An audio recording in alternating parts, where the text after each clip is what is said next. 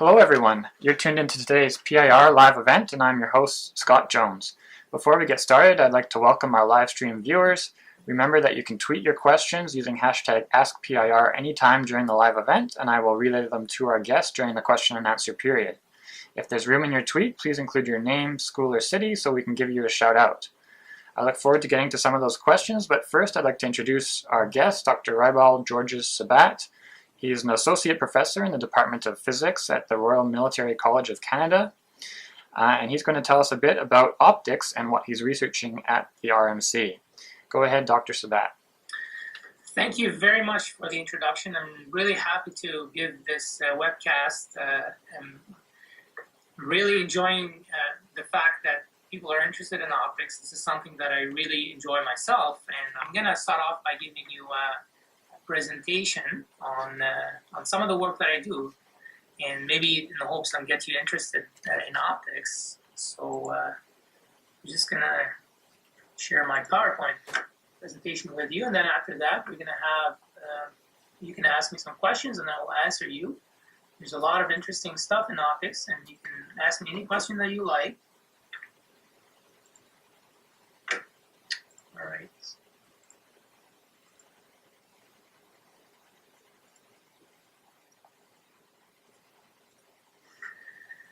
All right, so can you see my PowerPoint presentation? Yes, I can. Yeah, go ahead. Perfect. All right, so it's all about optics today. First of all, I'm a professor at the Department of Physics at the Royal Military College of Canada. This is the Royal Military College, as you can see in this image. RMC is the only federal university in Canada, and we are able to grant undergraduate and graduate degrees in science, engineering, and humanities. We are located in Kingston, Ontario, and as you can see here, we are close to the Thousand Islands region. The RMC itself is on a peninsula, as you can see. The college is really old. It was established in 1876, so a long time ago. And some really interesting fact is the flag, the Canadian flag, is actually based on RMC's flag, where we have the two red stripes on the side, and then there's the RMC logo in the middle, but for the Canadian flag, it's the maple leaf. And I'm actually currently located in one of the newer buildings at RMC. It's the academic building. It's called the Sawyer Building. All right, so this is my lab. It's called the Laboratory of Ferroelectric and Optical Materials, and it's located in the physics department. And as you can see here, I have quite a bit of instruments in the lab. It has about 176 square meters of research space. That's about 2,000 square feet, or if you want, the average surface of a Canadian home, if you want. And we have about $5 million worth of research equipment. At any given time, we have about maybe 5 graduate students doing masters and PhDs. And by the way, here at RMC, all of our undergraduate students, those who are doing baccalaureate, are all military. They are officer cadets that they will become officers in the Army, Air Force, or the Navy once they graduate from RMC. However, for our graduate programs, that means for the master's and the PhD, students can be either civilian or military. So from my graduate students, I have a mix of civilian and military graduate students. And at any one time in the lab, I also have, on average, about 2 undergraduate students. The undergraduate students can either come from RMC or they can be from other Canadian universities, and I sometimes hire students to do research in my lab, and they are called research assistants, and they come and they work for 3 to 4 months in the summertime, and then they conduct experiments with us in the lab. And sometimes there's some Canadian universities that have co-op programs, and sometimes they send us their co-op students, and they come and they work here. And obviously these students are paid as a summer job, which is really interesting. And we also have collaboration with 6 different Canadian universities, as well as some industrial companies and national research centers. So we work with other universities and other professors as well. So what exactly do we do in my lab? We obviously work on optics, and just to be a little bit more precise, we measure and optimize the properties of materials. So we basically work on a type of material that are called transducer materials. These materials, they are unique because if you send a certain energy input to them, they change this energy input from one type of energy into a different type of energy. For example, we have electromechanical materials. These are blocks of material. Then when you apply electricity to them, they change shape. So they change shape according to the voltage applied. These are called electromechanical materials. But there's also optical materials. These optical materials is when you apply electricity to them, they actually change their refractive index. That means they become non-transparent. So in general, optical materials are transparent. And we also work on dielectric materials. Dielectric materials are, as you might know, they are insulators, and we try to characterize them, try to make them better, try to understand the physics or the fundamental physics of these materials. We also work on photovoltaic materials. These are materials that when you send light to them, like sunlight, for example, they actually give out electricity. So this is what solar panels are made from. They are made from photovoltaic materials. And also, there's another class of material. It's called photomechanical materials. These are new materials that chemists synthesize, and then what they do is when you send light to them, these materials, they actually move away from light. So there's a mechanical motion in these materials activated by light. So this is basically what we study here in my lab. There are other phenomena that we work on and we study, and one of them is called surface plasmon resonance. And this is an electromagnetic resonance that happens at the interface between a dielectric material and a metal. And this is a physical phenomenon that we try to harness. We harness the energy, and then we make them, we apply them into applications. We also study high energy laser interactions with materials. So when we send a very powerful laser onto a certain material, what happens to it? Some of these materials melt, but when they melt, what happens? So we do some spectroscopic measurements to understand the composition of materials. And overall, we don't only do fundamental research in optics, we also apply our fundamental measurements or understanding of these materials, and we apply them into practical applications like solar cells, biosensors, optical communications, holography, military, imaging, spectroscopy, a whole bunch of different applications that are used in technology today. So now I'm going to show you a few images of my lab. I have several different rooms in my lab, and this is one of them here. This room has a brand new argon ion laser, as you can see. It's right here. And we also have a metal evaporator, which is in the center. And this metal evaporator takes metal and evaporates it in a film. And then we have another machine that's called the sputter coater that also does the same thing. It creates metallic layers.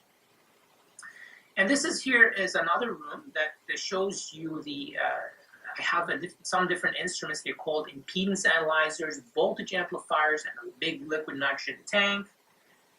This room here shows you a spectrometer and a source meter for studying solar cells. This is my laser room, I call it. We have different types of lasers, about 4 or 5 different types of lasers. Some of them are really, really powerful lasers. And this room, this is where I'm actually sitting right now, it's called the spectrometer room. This room, we actually split the white light into all the colors of the rainbow, and then this is how we test different materials. Some of the material studies, and I'm going to show you, this is an example here of a photomechanical material. This is This is a material where the molecules, they move away from light. So we take a laser beam and we modify the laser beam, and then we imprint different nanotechnology or nanostructures onto these materials. And these are the D-shapes that you see on this particular glass slide. And these D-shapes, they are diffraction gratings that are on the nanoscale level. So nanoscale is about 1,000 times smaller than a human hair. So we can make either linear lines, or we can make them a circle, as you can see in the right-hand picture. This is an example here of some of the solar cells that we fabricated in our lab. These are called organic solar cells. And we actually make them all here from solution. And these are going to be interesting in the next 5 to 10 years because they are spreadable. They can be on a flexible substrate. So we do research on them and we try to enhance their properties. These are electromechanical materials, also called piezoelectric materials. So we also do research on that here in my lab. And every day we use prisms, mirrors, lenses, and polarizers. And we play around with different aspects of light. This is an interesting picture that I took from the inside of one of our spectrometers. We just send in a regular white light, and then inside the spectrometer, we use a diffraction grating to split light into all the colors of the rainbow, as you can see here. So if we take these D-shaped photomechanical materials that I told you about earlier, and we use now a very, very powerful microscope, and we take a scan image of a very small area, this is what they look like. They look like sinusoidal ridges or valleys and mountains. And not only we can make that, but we can make them different forms. In this particular case, this is one different form that we made, and sometimes we can make them other shapes as well. But what we also do is we use some of these machines that I showed you earlier to evaporate silver or evaporate a layer of metal, and then we coat these nanostructures with metal. And this is where we can probe some of the interesting surface plasmon properties, for example. And we use surface plasmon to enhance solar cells. So instead of the solar cells that you buy from the store now, where light comes in and then comes back out, what we're trying to do is we're trying to get light to come into the solar cell and spread out inside to enhance the solar cell. I also work with many chemists. These chemists, they synthesize new materials, new optical materials, and then they give them to me, and then I try to study their property. And these chemists are so smart that they can make any material they want, as you can see here, and they can make them different colors, different properties, and I'm talking about properties that means at the molecular level. Very, very interesting. And if we use a different microscope, this one is called a scanning electron microscope, which is really the most precise, the most powerful microscope that we can ever have. And then we take images of these nanostructures, and you can see some of the details, as you can see here, of what we can imprint onto the photomechanical materials. This is another image here of a piezo material, and as you can see the individual grains of this material. So we try to look at them and to try to understand how they interact together. So why do I love optics? I love optics because it's counterintuitive. Every day I work with light, and it makes me I'm amazed at the different things that we can do with light. Light behaves at the quantum level, which is something that we as humans, we can't really understand all the time. So that's why we try to make experiments in order to try to understand the quantum nature of light and how it interacts with materials. And after I finish my presentation today, I'm going to take 5 minutes and give you some really interesting demos, and this will tell you exactly why I love optics. This is my last slide. I just want to say that if anybody's interested in contacting me or asking me questions after today's talk, this is my email. It's sabat@rmc.ca. And this is my research website. It's called sabatresearchgroup.ca. You can go and look at some of our work and publications and students' that are in my lab. And now I'm gonna stop my presentation here.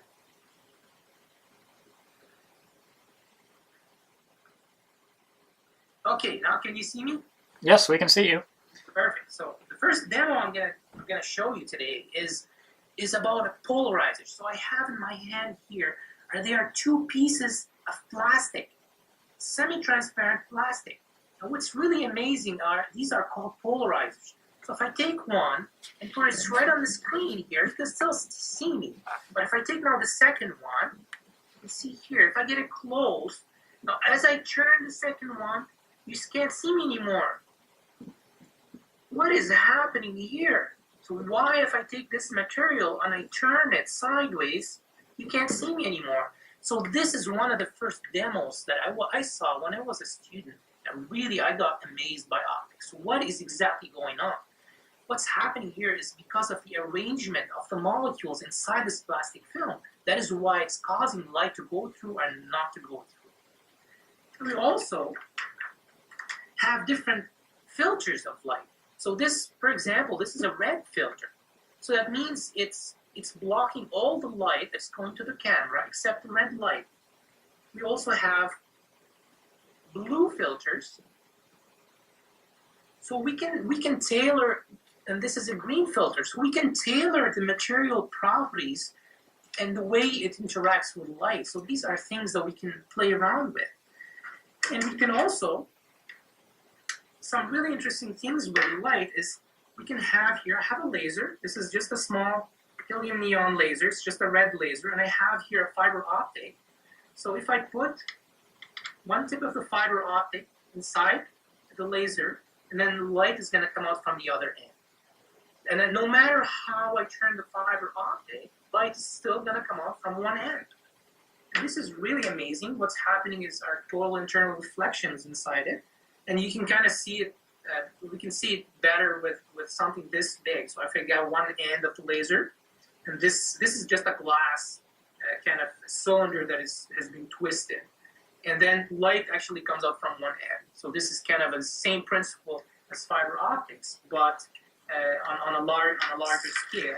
And the neat thing is, if I have here, this is a fiber optic strand, but with a metal casing in it, and it's like a Y shape. So I have one entrance and then two exits, and then I can take the entrance and put it on the laser beam.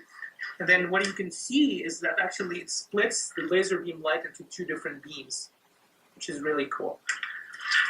Anyways, so these are the demos that I have for you today. Now, if you have any questions, I'll be happy to answer them. Sure. Thank you very much, Dr. Sabat. We have a couple of questions coming in from a couple schools here. The first one looks like comes from Miss Tepper's class at the William Lyon Mackenzie Collegiate Institute in Toronto. And someone there asks, is a laser sword like a lightsaber possible? This is an interesting question. Of course, we see a lot of movies that they show that. Actually, the answer to this question is they use lasers. Lasers are now so powerful that they are actually using them to cut through materials. So they can cut through steel, they can cut through concrete. I mean, lasers are made to be very, very powerful, and they just ablate. Ablate means they evaporate materials. So I have lasers in my lab here that if I put my hands in front of them, it's gonna just cut it. So it is possible to cut materials using a laser. Now, the only thing that in Star Wars that I don't think it's true is we cannot make a lightsaber per se. We cannot stop the laser light at a certain distance. The laser light, as soon as it's going, it's going to keep going until it hits something, and it's not just going to stand in mid-air by itself. Okay. So another one here from Mr. Holmes's classroom at the Holy Cross Catholic Secondary School in Kingston, actually. The average person might well believe that we know all we need to know about light and optics. I'm sure this isn't the case. Why should students continue to study further in physics optics? All right, so this is a very interesting question. It's true that some of the optics that we teach at the lower levels at school, it's very basic, but it's it's basic because it's like you're building a pyramid. You need to have the cornerstones in order for us to advance the optical sciences. As I forecast in the future, there's going to be all the communications. They are going to be optical communications because we can send so much more information through optical fibers than regular wires.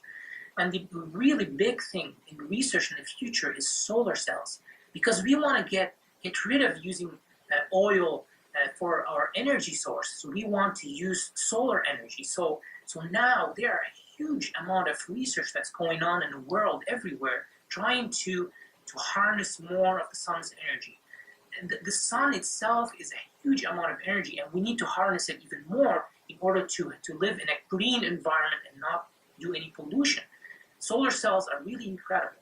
And not only that, but there's a lot, the more you do research in optics, the more you see that there's a lot of things that happen at the quantum level in optics that we don't understand yet.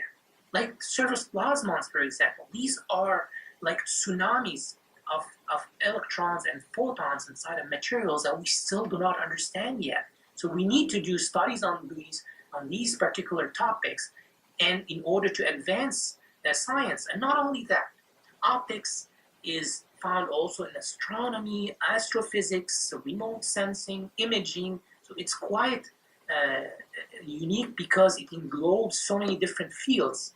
And we always need telescopes, glasses, etc. So we need to also study new materials and to put them in use to make our life even better. Okay, cool.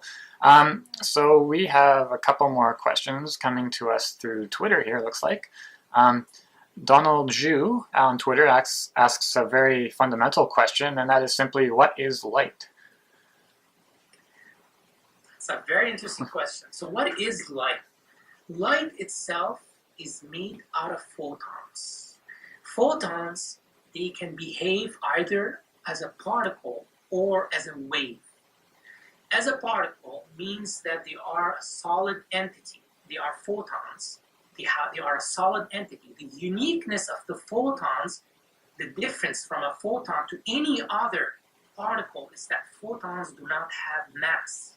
And that is why photons can travel at the speed of light, which is the ultimate speed. Also, when they are a wave, photons react like an electromagnetic wave.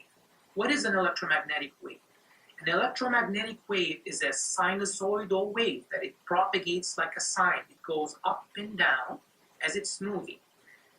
And not only that, it has both an electric field component and a magnetic field component that are perpendicular to each other. And it propagates perpendicular to each other. So the electric field is going to be this way, oscillating this way, up and down.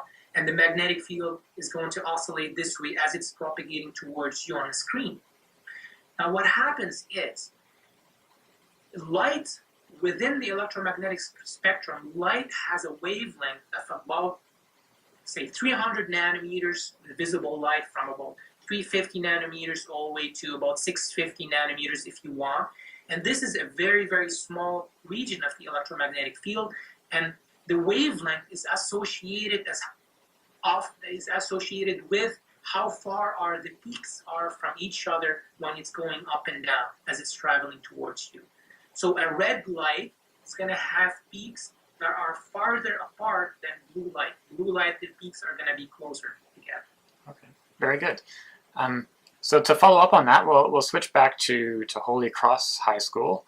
And they want to know, how do eyes work, and what is it about glasses that help us see? Okay. So we are quite interesting human beings, I guess, and animals too. We have eyes. So the eyes, how do they work? Is that they are like a photodiodes, if you want. What they are first of all, we have. If I take my glasses off, in front of my eye, I have something that is like a lens. It's a concave lens, probably like something like this. And when light goes through it, what happens is light gets focalized at a focal point. So in the front of my eye, I have this convex lens, and then light is focalized on my retina behind at the back of my eyes. So I take a big picture, and then I make it a small picture, and then my brain, what happens at the back of the retina is that my brain acts like a light spectrometer, and what it does, it changes light signals, that means it changes photons into electrons, and then it sends it to our brain, and then our brain processes this image and tells us this is what we're seeing. So why do we need glasses? So sometimes, as we're growing up, our face kind of changes a little bit, and then our little lens that we have in front of our eye, what happens to it, it won't be able to focus the image perfectly on the retina. So that's why we gotta put glasses, and then these glasses, they kind of, it's like having two different lenses now, and then the optometrists, they make our glasses in a way that it helps our eyes to focus the image exactly on the retina, right, in order for our brain to process it right. Cool, cool. So you mentioned this very briefly, but one of the current applications of optics is, I think, in communications, and that's a big area of work right now. How is it that these two things are related, communications and optics? Okay, so I'll make the most simple example. Remember back in the days when, they used to give smoke signals. You have a fire, and then you put something on top of the fire, and then you create a lot of white smoke, and then you take it on, off, on, off. So you're kind of giving out smoke signals. And after, this is back in the old days, and then back in the early 1900s, they created something called the Morse code. I don't know if you've heard of it, but it's something like beeps. It was like beep, beep, beep, beep, beep, beep, beep, beep. These sounds, if you want, they are kind of like signals that if you send from one end, they can be decoded by the guy from the other end. So if you tell one guy, I'm going to make a sound that is beep, beep, and this sound means that this is this particular letter. So this is like a communication. So it's the same principle applied when I have light. So if I have a fiber optic strand here, and then I have my laser on one side, so I'm going to turn the laser on, and then once again, you can see the laser on one end. So what happens now if I turn off the laser? So I can turn it on, off, on, off, on, off, on, off, etc. So it's like I'm sending a decoded message using light, and then it's going through the fiber optic. So it's somewhat the same principle, but the other thing is it's a little bit more complicated than that, because what happens is they can send not only one signal, they can send thousands of signals at the same time inside of a fiber optic. We call these communication modes, depending on how the light reflects inside the fiber optics. They can also send different wavelength of light, so different colors if you want. So there's many things that we can play around with, and you can see the distance that the signal travels across the fiber optics is extremely, extremely fast, which is, pretty close to the speed of light. Nice. Okay, so we might have time for one or two more questions here. What about, you mentioned the piezoelectric materials. What are they specifically, and what are some of their applications? All right, okay. So piezo materials, they're also interesting materials. Not all piezo materials are transparent. Some of them are non-transparent. But what's really cool is, have you ever seen those barbecue lighters? How do they work? Sometimes you wonder. You press a button, and then all of a sudden you have the barbecue's on. I mean, it seems like a very simple, but when you press the button, you hear kind of a loud, hammering noise. So what's going on is they have a piezo material inside the barbecue. It's a very cheap piezo material, and what happens is these materials, when you hit them with a hammer, they actually generate electricity, which is really cool. And so they send this electric signal into a gap, which is very, very small, and then there's an arc that happens, and then when gas is flowing, this is how you get light from the barbecue. And the neat thing about piezo materials is that they are reversible. So you can either apply a voltage to them and then make them change shape. And so if you apply a sinusoidal voltage, they will actually start vibrating this way. And they vibrate like very small. I'm not talking about huge vibrations. They vibrate like 0.01% of their shape if the plate is this big. And so this is, they were developed during World War when they were hunting for submarines because they use them in sonars. So what they do is they send a sinusoidal voltage onto a piezoelectric material, big plate of piezoelectric material, and then they send it through water. The wave propagates through water, and then it hits the submarine, and then there's a reflection that comes back, and they can measure the reflection using another piezoelectric material, and then you can see that there's something close by. And see, if you watch some of these old movies, you see the pinging sound. This is what they're sending using piezoelectric materials. Okay, great. So I think we definitely learned a lot today. Unfortunately, we're fresh out of time. So I'd like to say thank you to our live stream viewers for tuning in today, and of course to you, Dr. Sabat, for taking the time to share your expertise and answer our questions today. Thank you so much. Thank you very much. I hope everybody have a nice day. Okay, I'll just quickly do a plug for our next event, which is in May, actually, where we'll discuss bio-nanotechnology, engineering sustainable pavement, or testing the biodiversity in your schoolyard. You can find the full schedule of upcoming events at www.pirweb.org. Until then, thank you again, everyone, and see you next time.